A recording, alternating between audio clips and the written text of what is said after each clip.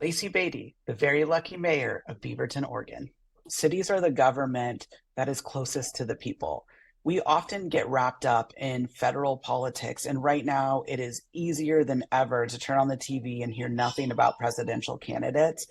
But if we voted based on what was the most important and most impactful to your life, your mayor, your judge, your school board members, they would be at the top of the ballot, and they are making impacts, and you have so much accessibility to them. I can't go to the grocery store on a walk out from my front door, drop my kid off at school without somebody stopping me to talk about really important issues to them. Sometimes it's, hey, mayor, there's a shopping cart in the river down here. You can take care of it? Other times it's, hey, my dad's living in this really unsafe building and the landlord is not fixing this. Can you help? And really, like, I think of myself as the gateway to government. And it doesn't matter what door you walk through. And if it's not me that's meant to solve it, I'm going to help you get to that next level. The greater region around Beaverton, we call it the Silicon Forest. We have a lot of microchip manufacturing here. Intel's headquarters is in the city next to us. So it has a lot of secondary, tertiary level businesses that support all of them. But Beaverton itself, we don't have a lot of industrial space like the cities around us. So we joke a lot that people work in other cities but choose to live here. But we punch above our weight class. 1 in 5 Beavertonians have moved here from outside of this country. 1 in 3 identify as a person of color. In our school district, we speak over 110 languages for our students at home. So we are one of the most diverse cities in the Pacific Northwest. And I've been pushing our staff to figure out a way to help the childcare desert that's been happening here in Beaverton. A lot of times government is its own worst enemy. We try to solve issues in their complete totality and miss these opportunities to take meaningful first steps. This is a meaningful step towards fixing the solution.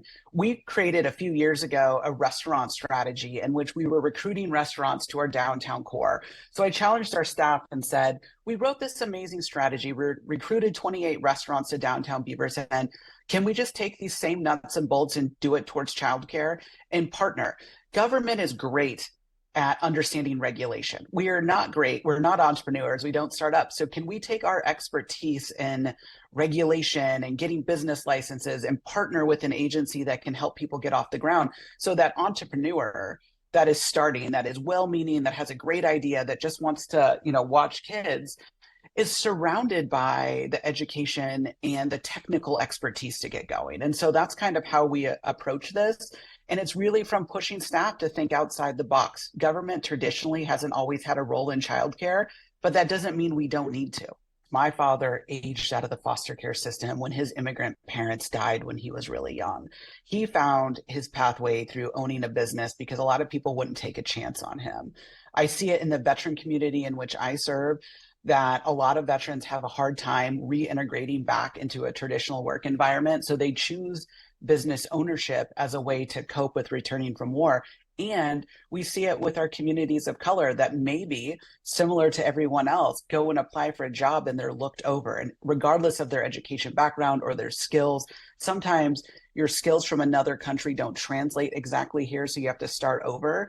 And so you take this opportunity on the American dream. I do view myself as the problem solver. The difference, I think, between me and other elected officials is I recognize I don't always have the solution.